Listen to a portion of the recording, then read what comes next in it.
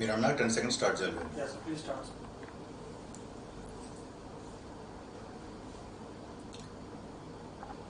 Hello, I am Dr. Madhu, Senior Surgical Oncologist and Robotic Surgeon from KIMS Hospital.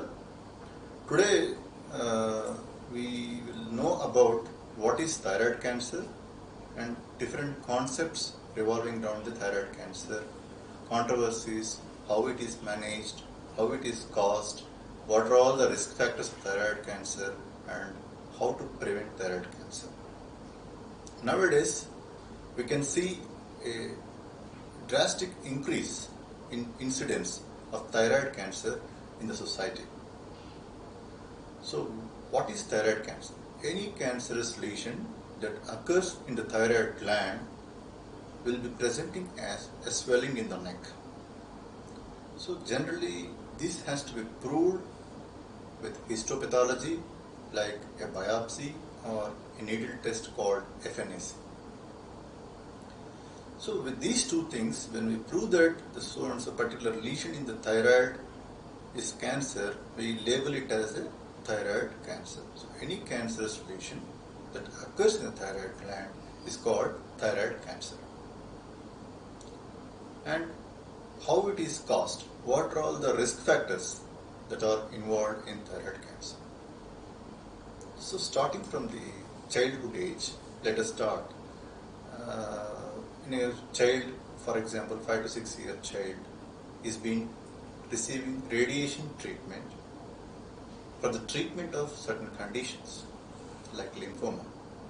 This is called childhood exposure of radiation.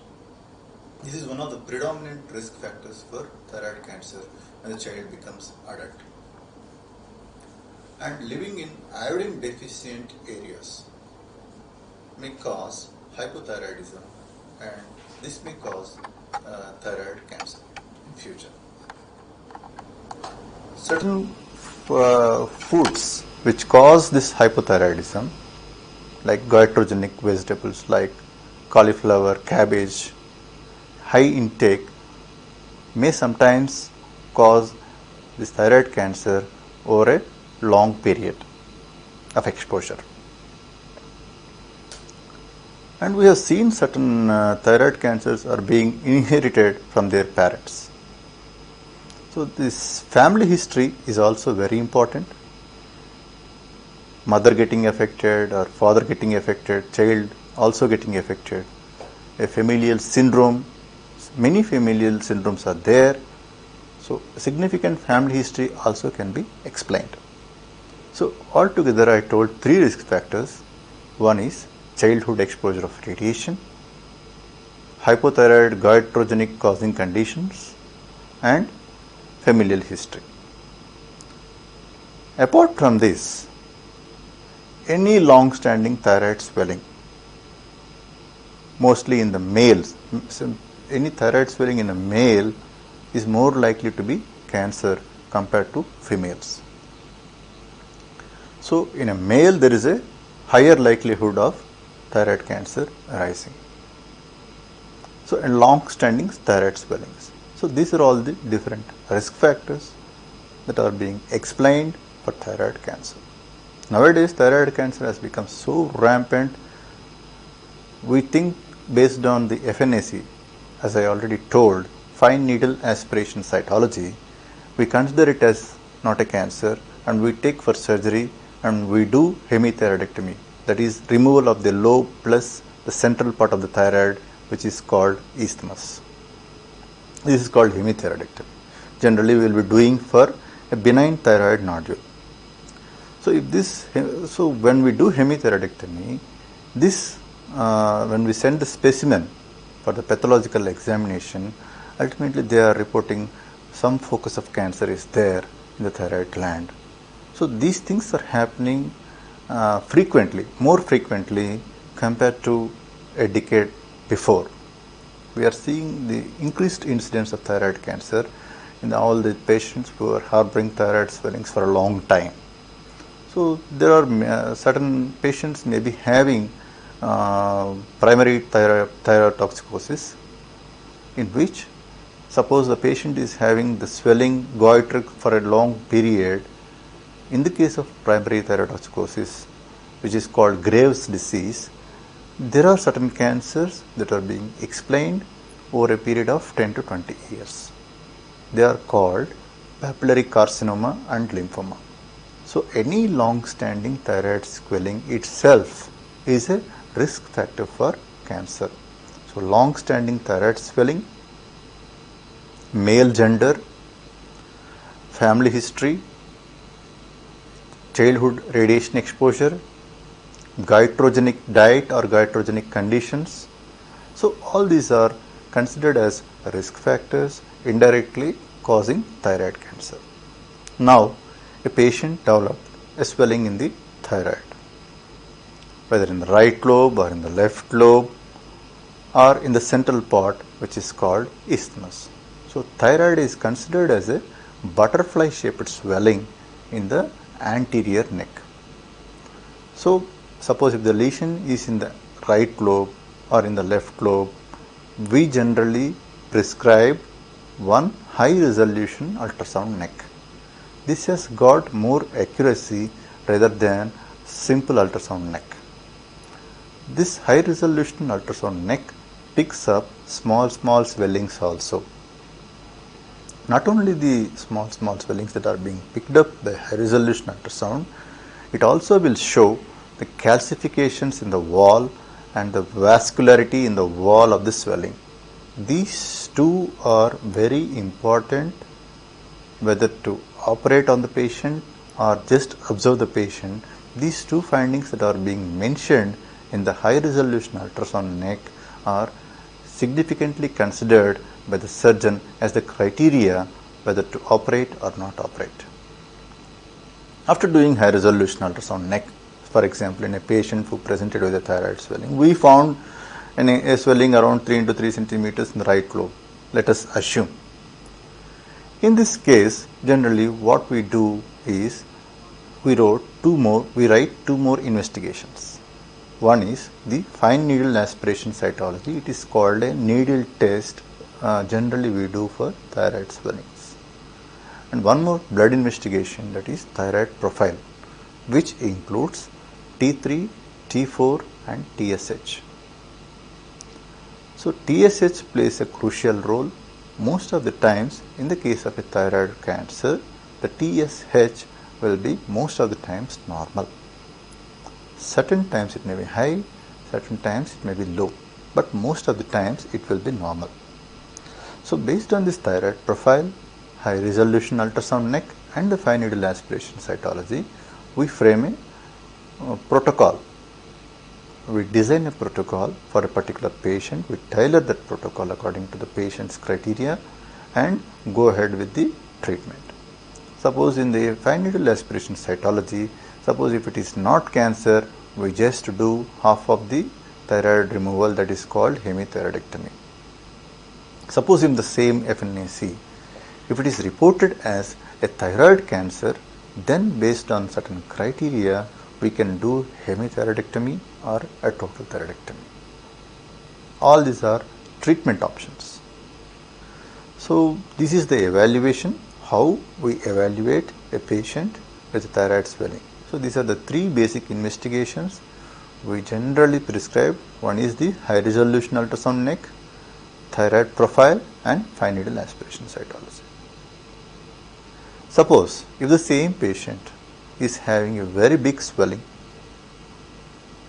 which is occupying entire anterior neck, sometimes extending into the chest, and there is some voice change in the patient, then we have to do contrast CT. So all these are different investigations we generally use to evaluate thyroid cancer patients. Now I just want to recapitulate. I want to add one more thing here, that is symptoms. With what symptoms a patient presents to a physician with a thyroid cancer, physician or a surgeon. Generally there will be a swelling in the thyroid. Swelling in the thyroid. Sometimes they may have change in the voice, and sometimes they may have difficulty in swallowing. So these are occasional symptoms like change in voice, difficulty in swallowing, and most frequent symptom will be the swelling in front of the neck, and sometimes there may be some swellings in the lateral neck also. So we told about how the thyroid cancer is caused, what are all the symptoms that are being presented when a thyroid cancer patient approaches a surgeon, and how to evaluate the three principal investigations like high resolution ultrasound neck, thyroid profile, and FNS. Suppose if the lesion is extensive, as I already told you, we will be prescribing CT scan. Now everything is ready, prototype is ready. Now how to treat the patient? Now the FNAC is showing thyroid cancer. Now how I have to treat the patient? We generally take certain criteria. Like patient's age, how much is the extent of the disease, what is the any spread of the disease is there, age, any spread of the disease, extent, and size. Suppose let us take two examples. One example will be a female patient and the other example will be a male patient. Let us take a young female and young male. And suppose young female, for her age is around 25. She is having a swelling and we did fine needle aspiration cytology. It proved to be thyroid cancer. How to treat her now? It's a small swelling, approximately up to 2 centimeters, and this patient approached you for treatment. As a surgeon, what I would recommend for her? We can do hemithyroidectomy in this patient. So, female gender with a swelling up to 2 centimeters, FNAC showing thyroid cancer, and age is less than 20 or 20 to 40, we can do half of the thyroid removal only. No need to remove total thyroid, which is called total thyroidectomy.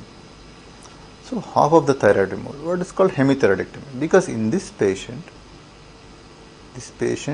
anyway is not going to need any treatment in future. Such kind of patients, we will be keeping them under follow-up. Now I told one more example. Let us take a male patient with a similar age group, but male patient itself is the criteria against total thyroid. This is half of the thyroid removal. So for a male patient with similar findings, we are going to remove total thyroid. So there are certain criteria: age less than 20, female gender, size less than 2, lesion is confined to the thyroid extent, we can do half of the thyroid removal. Suppose if age is more than 40, gender is female, size of the swelling, whatever may be the size of the swelling, we have to go for total thyroid removal, which is called total thyroidectomy. And suppose the same patients are having some more swellings in the neck, which we generally call them as lymph nodes. So lymph nodes presenting along with the thyroid swelling, and the thyroid swelling FNAC was proved to be thyroid cancer, we generally consider these lymph nodes as being spread from the thyroid cancer, which we call them as regional metastasis. In that situation, we have to do total thyroidectomy, total thyroid removal along with the lymph nodal clearance. These are different surgical procedures for thyroid cancer. Most of the times, the treatment for thyroid cancer is surgery. even the thyroid cancer that spread all over the body, we have to do total thyroid removal for the rest of the treatment to take over. Suppose if the patient has to be planned on radioactive iodine treatment, which I will explain later, we have to take out the total thyroid. These are all certain criteria. So already I mentioned age, gender, extent, size and metastasis. Apart from these 5 criteria, there are certain other criteria also. And one particular situation I would like to highlight. Sometimes the patient may not be having any swelling in the thyroid. There will be only a swelling that is present in the lateral neck. This is called occult papillary thyroid cancer. So in this also the treatment is going to be the same. So whatever may be the size of the lesion, based on the criteria what I explained, we choose half of the thyroid removal or total thyroid removal. So these are all different modalities of surgery. Other treatments, generally radiation is not preferred in thyroid cancer. Only in certain situations where we cannot operate, where surgery cannot be done, the option of radiation may come. And chemotherapy role is also very much limited. The most important treatment apart from surgery in the case of thyroid cancer is radioactive iodine treatment. So radioactive iodine treatment, it's definitely interesting. It varies from patient to the patient, and the nuclear medicine department is concerned with this radioactive iodine treatment. Generally, as a surgeon, we operate, and based on the biopsy report, we generally send to the nuclear medicine department whether there is any role of radioactive iodine treatment. Suppose if I operated the patient and biopsy report showed details of the cancer, it is being found in one lobe and extent of the disease. Based on all these findings, I decided that this patient needs radioactive iodine treatment. I'll just send the patient to nuclear medicine department. The people in the doctors in the nuclear medicine department, they first assess the patient. They first keep the patient. We should not start any thyroid medication or any seafoods after the total thyroid removal. This is very important precaution. They should not use any thyroid medicine or any seafoods, chocolates, milk foods also, milk related foods also. These should be avoided at least for a period of 3 weeks. This 3 weeks time is required to build the hormone that is responsible for the radioactive iodine, which is called as iodine 131 uptake. That hormone that is being built during this 3 weeks resting period is called thyroid stimulating hormone, TSH. It should be more than 100 for radioactive iodine treatment to be successful. So the nuclear medicine consultant, what they will do is they first scan the patient with a basic dose of radioactive iodine, that is 3 millicurie. In that whole body iodine scan or radioactive iodine scan, some pickup is there in the area where we have removed total thyroid, which we call it as a thyroid bed. So thyroid bed, any small remnant is being left out will be picked up in the case of whole body iodine scan. Suppose if the surgeon is very experienced surgeon, he cleared everything, nothing is being left out there to give treatment, there won't be any need of radioactive iodine treatment or whole body iodine treatment, which we call it as radioactive iodine ablation. Suppose some residue is there, then the role of radioactive iodine treatment comes. Dosage will be depending upon the remnant of the disease that is there in the thyroid bed, and the patient had some lymph nodes, is having some lymph nodes or lung metastasis or bone metastasis. Metastasis means spread of the disease to a particular organ. In here, I told 4 situations. One is remnant in the thyroid bed, second lymph nodal disease, third disease spread to lungs, fourth disease spread to bones. In all these 4 situations, the radioactive iodine ablation treatment dosage will be varying. For example, thyroid bed confined generally will be giving 50 to 75 millicurie.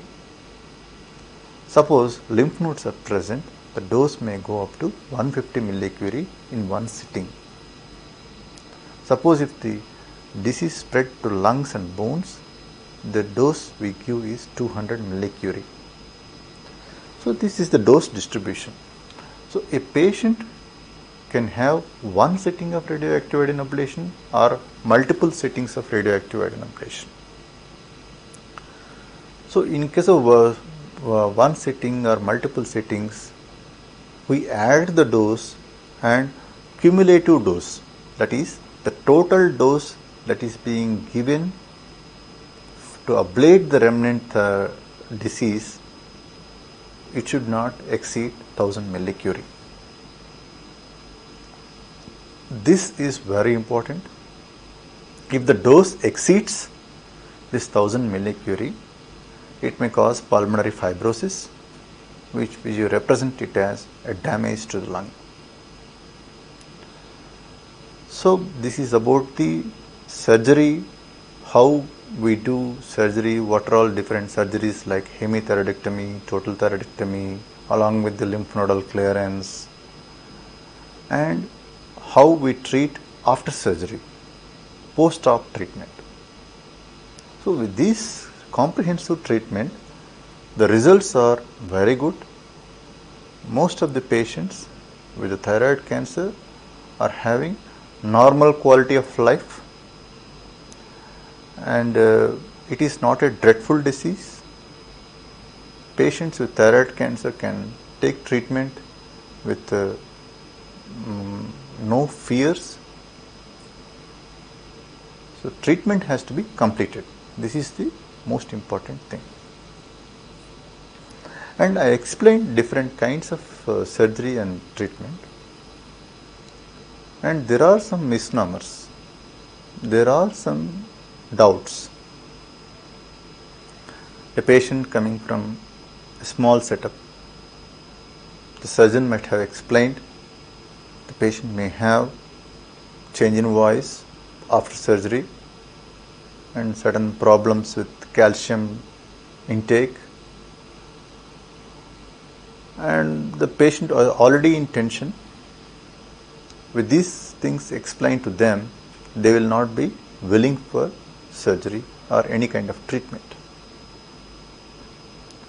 So when they approach us in a tertiary care unit, we need to counsel them that this change in voice is a very rare complication in the hands of experienced surgeon, and we take meticulous care during surgery to preserve the parathyroid glands, which will be locating close to the thyroid gland. So these two things, that is careful preservation of the recurrent laryngeal nerve, which is responsible for the voice, and careful preservation of superior and inferior parathyroid glands. These two things are very important when a surgeon operates on a thyroid cancer patient. So sufficient experience is needed to minimize these complications, and sufficient counseling has to be done to the patient to alleviate all those fears. And now today at present scenario, thyroid surgery is a safe surgery with almost very negligible complications described, and the results of thyroid surgeries are very good. A patient can have a normal life. They can have sometimes most of the patients will be cured until and unless the disease extent is very high. So these are all the different treatment options, misnomers in the patient, how we rectify them, and depending upon the experience of surgeon, how the quality of surgery will be, what are all the different complications of thyroid surgery, and how they are getting reduced in a high volume center or in the hand of experienced surgeon. There are certain groups of patients, for example, a young male or a young female. They have a small swelling which is less than 2 centimeters, and it's already the proven thyroid cancer. The patient doesn't want any scar in the neck. The patient doesn't want any scar in the neck. It is their preference. They want to get married. The patient says, I don't want any scar in the neck. I want a cosmetic surgery. Then surgeon has to explain what is the cosmetic surgery for thyroid cancer. Surgeon can counsel the patient. We will be doing with a very minimal scar, which will not be so obvious. Even then, if the patient is not willing, such a small scar, then we have to go for a scarless neck surgery. There won't be any scar in the neck, but the thyroid surgery will be done. There are many approaches: endoscopic thyroidectomy, robotic thyroidectomy. In the case of endoscopic thyroidectomy, similar laparoscopic ports placed, and there are two different approaches. One is from the axilla and the other one is BABA, bilateral axillo-breast approach. What we are following in our institute is robotic thyroidectomy. This robot is an innovation. These indications of robot has been elaborated and expanded in different nooks and corners of the human body according to the needs of surgeon and according to the needs of the patient to enhance the results of surgery. Certain unique qualities are there for robotics. The 10 times magnification, camera being in the surgeon's control, instrumental movement more than the range of the human hand, and small instruments being taken care into a very small space and working with precision. These things are going to enhance the results of surgery. So in the case of robotic thyroidectomy, what are all the different approaches we follow in our institute? We formed some standard procedures, standard protocol to take up the patients, especially thyroid cancer patients, for robotics. We do hemithyroidectomy, total thyroidectomy with robot from one side or both sides. The approaches which we follow are from the axilla, and the other one is, I have already mentioned, bilateral axillo-breast approach. Through breast, the approaches will be there. We'll be giving small incisions near the lipular complex and putting the instruments, docking the robot, and doing off the surgery. So both hemithyroidectomy and total thyroidectomy can be done with robotics. With this, we are going to avoid any scar in the neck. This is going to be the biggest advantage for the patient. There are some side effects with robotic surgery also. There will be more pain for the patient, but it's okay. The patients give more importance to the cosmesis. So cosmesis has to be given priority along with the optimal management of thyroid cancer. So robotics is definitely going to take management of the thyroid cancer to the next level. I am not telling regarding the oncological outcomes. This is purely cosmetic basis. A patient doesn't want a scar in the neck, which is called a scarless neck procedure. According to we in our institute, we follow robotic thyroidectomy. Some people do endoscopic thyroidectomies also. The cost of the surgery goes up. For example, open hemothyroidectomy will be costing very low, but for robotic procedure, the cost will be almost double the cost. This is the only disadvantage, but affordable patients can pick up the option if they want good cosmesis. So these are all different surgical procedures that are being described, and how this patient is managed after surgery. Radioactive iodine treatment is being given, and all the types of precautions that has to be taken after surgery. That is, they should not start thyroid medicine, they should not take seafoods, they should not take milk products. So most of the times take adequate precautions. So the patient after surgery has received radioactive iodine treatment. Once the patient completes radioactive iodine treatment, the patient should be started on the thyroid medicine.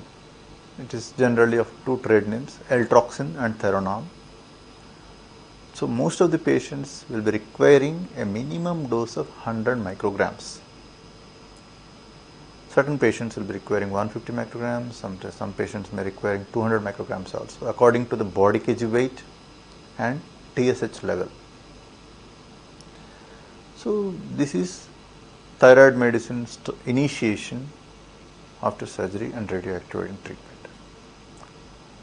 This thyroid medicine itself will prevent thyroid cancer relapse in a patient post-treatment. This itself is a protective factor which is going to suppress the thyroid stimulating hormone level to negligible levels.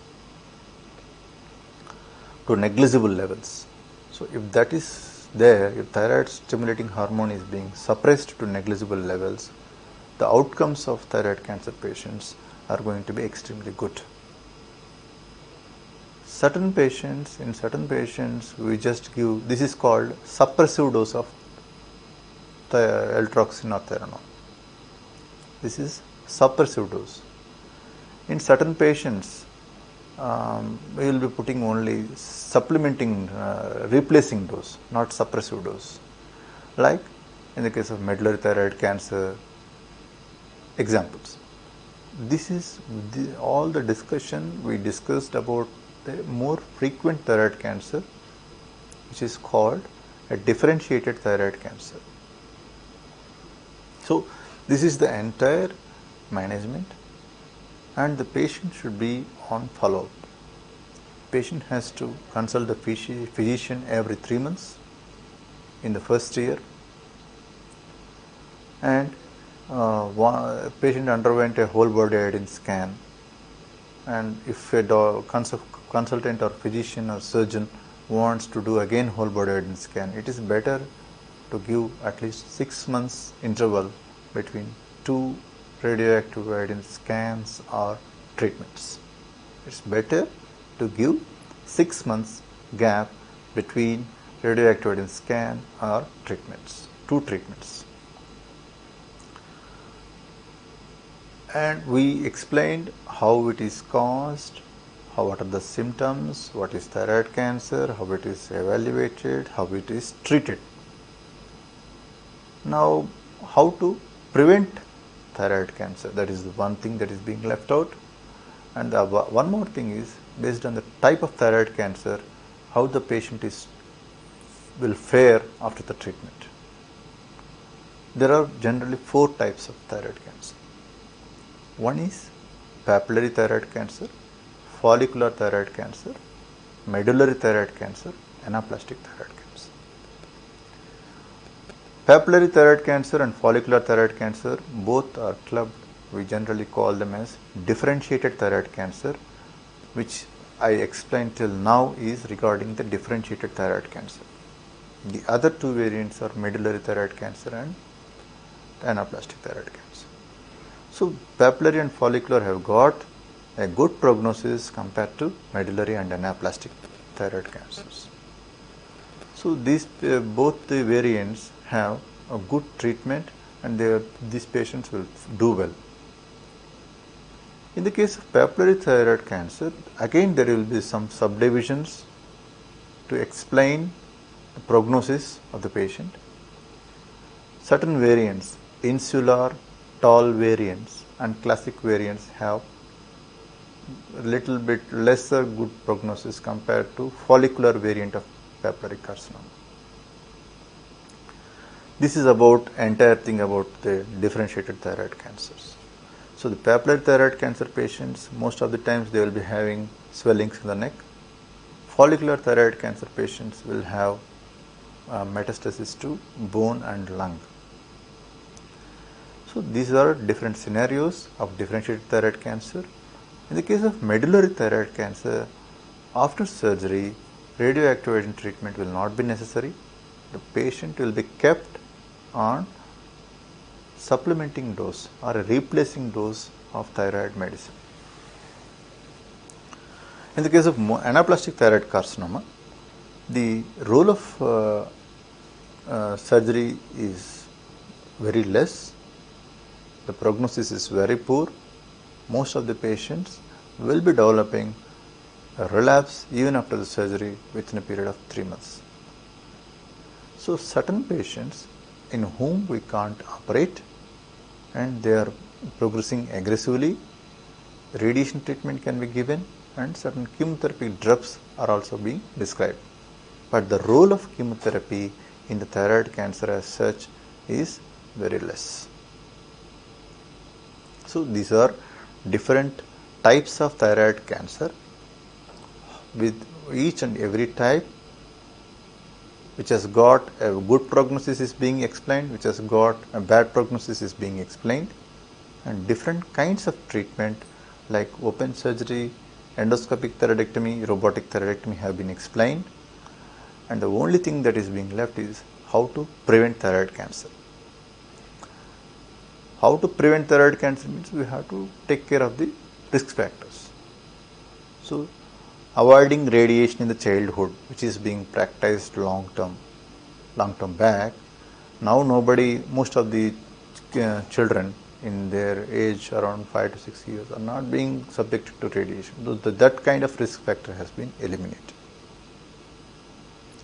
Iatrogenic vegetables, iatrogenic foods, iatrogenic drugs, and living in the endemic areas, taking low iodine salt diet, all these things can be changed and prevention can be done. Family history. Suppose if there is a significant family history,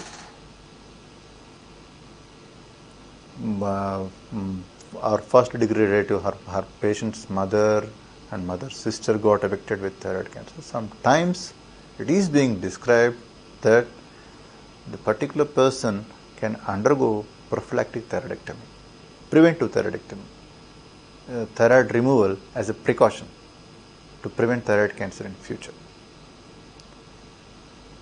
And these are all different. Patient is having a long-standing thyroid swelling, undergoing surgery a little bit early according to the instructions given by the physician. As far as possible, any individual with a thyroid swelling with optimal features fitting into the surgery, it's better to undergo surgery at a reasonable time. There should not be undue delay prolonging the surgical decision, as this is going to cause cancers in the case of long-standing goiters. Some patients will be having a huge swelling which will be occupying the entire neck and extending into the chest. In them we have to open the chest also. Chest has to be opened and the thyroid surgery has to be done. The outcomes of thyroid surgery are so good, even whatever may be the extent of the disease, surgeon should be more aggressive. Whatever may be the extent of the disease, surgeon should be more aggressive in operating the patient, because the results of surgery are going to be good. So preferably the surgical option has to be picked up by the patients, which they will be counseled regarding that surgical option by the surgical oncologist or a general surgeon, or maybe the treating physician for the patient. These are all the different ways of the surgery, how to prevent thyroid cancer, and different presentations of thyroid cancer, where we can do a simple surgery, where we can do an extensive surgery, where we can open the chest, all these things, and scarless neck procedures. These are all the different treatment options of thyroid cancers. Thank you.